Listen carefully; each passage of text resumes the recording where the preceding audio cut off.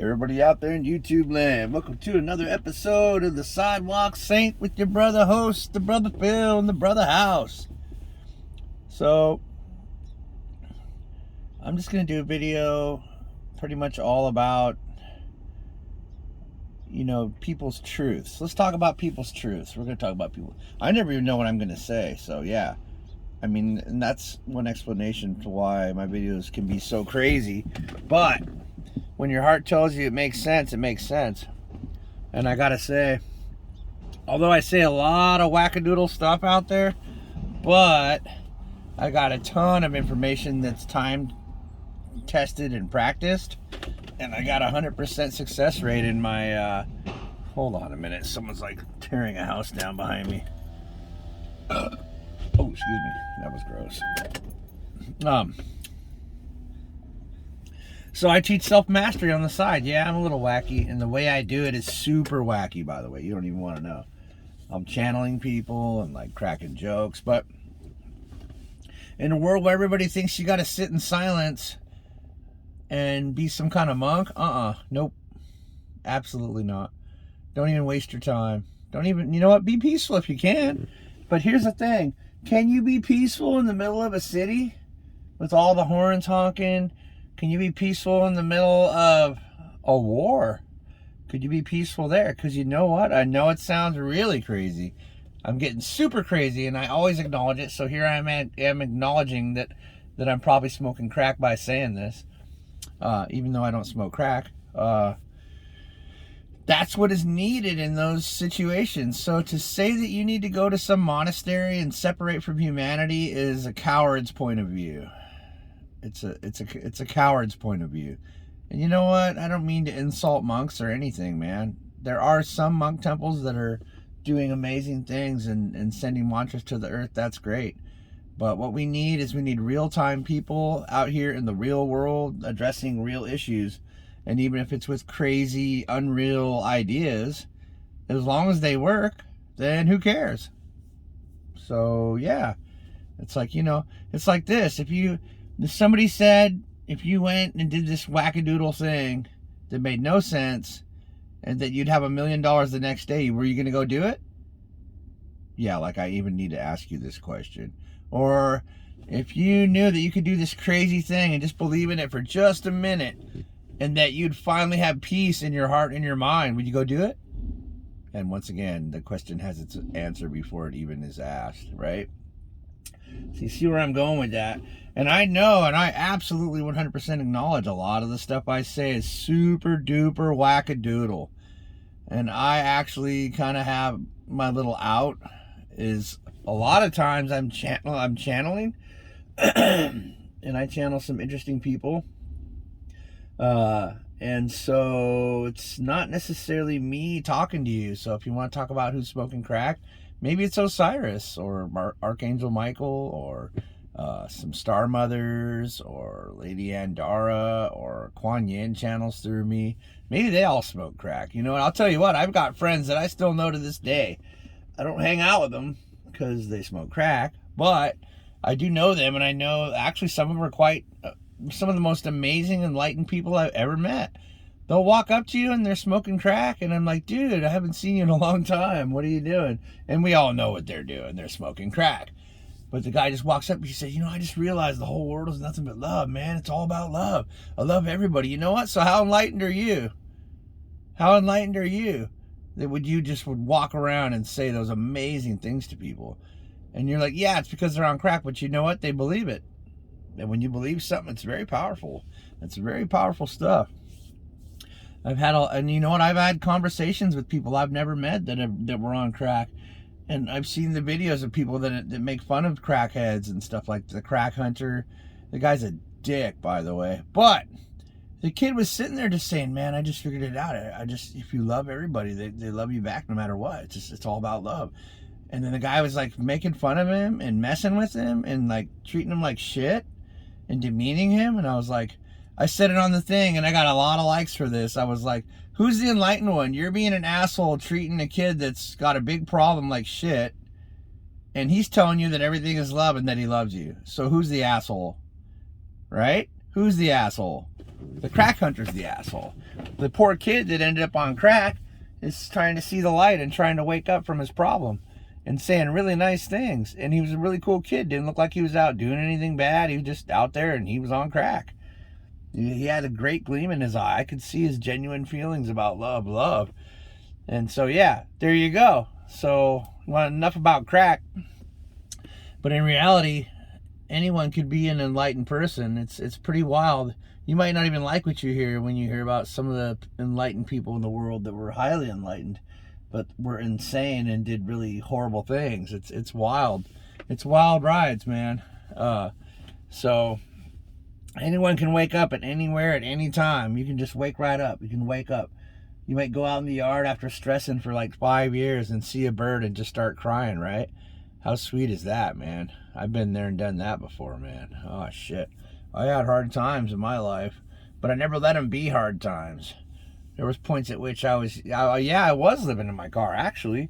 I always had a job, and no, I never smoked crack.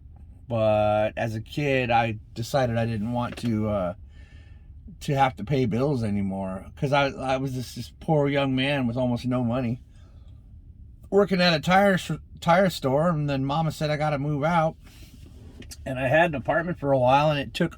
Literally, I had to go and get free food because my check was only rent. I live in Seattle, ladies and gentlemen, if you're wondering why that was a problem.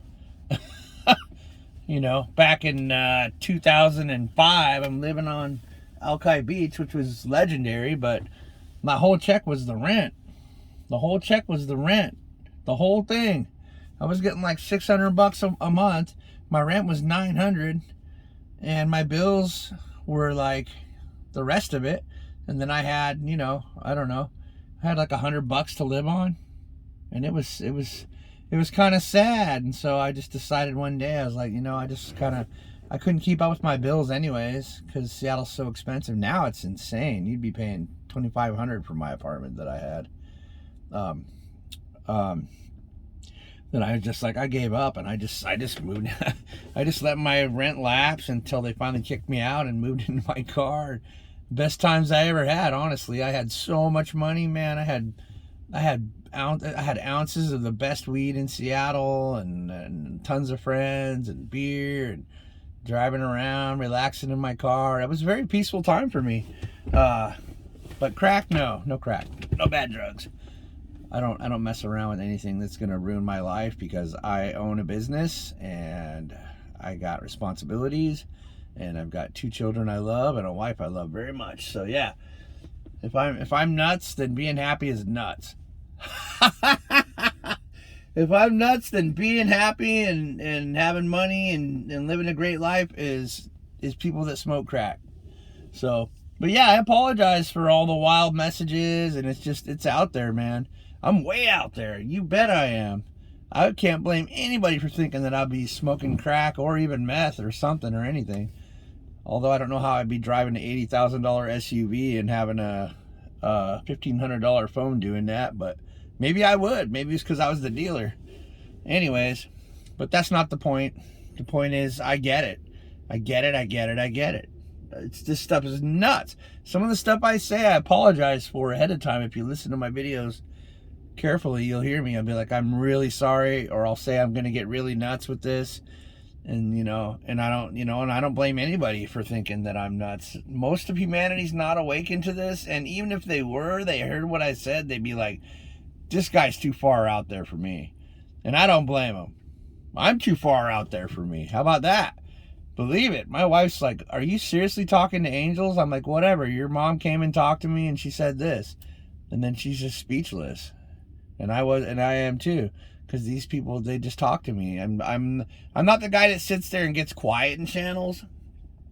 I'm the guy that sits there right in front of you and hears their voices talking to me in my ear like they're standing behind me. They're like, yeah, so could you tell your wife this and that and the other, because I'm right here. And I'm like, and so it's like, it's really clear. It's not like I have to do something or tune in or tune out.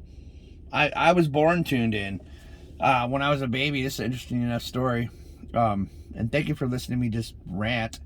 I appreciate that you're here today, and I love you guys very much. As a child, I was very different, very, very different. And so I was born, and I would just sit.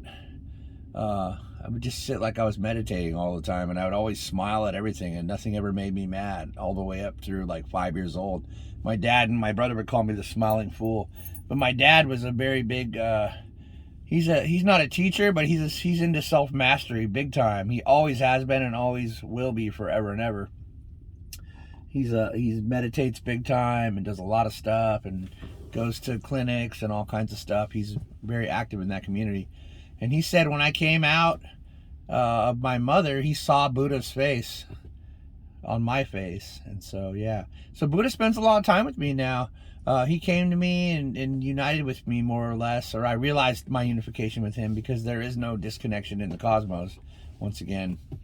And when I set light pyramids for all the people I love and the whole world and humanity and the cosmos, he's always sitting there right at the top laughing at me. And you know what he says? And yes, I am nuts. Before I say this, he says the same thing every time. He says, I am you. And then he starts laughing and says, and I'm not you. What he's saying is an analogy to, we're all connected, but we're all individual. That's what he's saying. We're all connected, but we're all individual. That's all he's saying. That's what he means. That's what he's saying. It's not that crazy of a thing to say. And yeah, so I ranted my way into that. That was fun. The smiling fool. And still now, so I was born with my Kundalini wide open is basically what happened. To be a clear channel, to be able to do the healings I do, and the teachings that I do, and the self-mastery classes that I hold. And I get 100% hugs and kisses and good feedback and changed lives. So if this is being crazy and smoking crack, then give me some more. Because I'm going to smoke it 24 hours a day, people. I love it. And you might be wondering what I'm talking about in this video, but I had a comment, someone saying that I was smoking crack. And I'm totally okay with that. And I got no beef with it. I'm just saying these things. I'm just talking about it. Because it's the subject of the day. So, yeah. Smoke your crack if you smoke it. I don't care. Let me tell you an epiphany I had a while back that really changed my life in a big way before I go here. So I saw this guy smoking crack on the side of the road, and immediately the voice came in and said, "Oh, drug addict, scumbag." And I was like, you know what? Shut up. I don't even know this guy. But I kind of almost recognized it for just a second, right? And then all of a sudden, excuse me. I know that was gross. I apologize. And all of a sudden I had this big epiphany. It was so awesome.